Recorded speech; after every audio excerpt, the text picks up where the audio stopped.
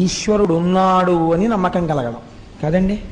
పరమభక్తులైనటువంటి వారు ఈశ్వరుడి వల్ల రక్షణ పొందుతారు. ఇప్పుడు మీకు ఎలా ఈశ్వరుడు ఉన్నాడన్న భక్తి కలుగుతుంది?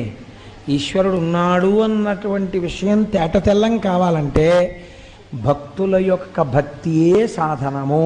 అందుకే భగవంతుడు అన్నాడు, ఒక చిత్రమైన మాట అన్నాడు, నేను వాని కొరకు రక్షింపవలయవాడు అన్నాడు ఆయన. నేను ఉన్నానని గుర్తేమిటో తెలుసా?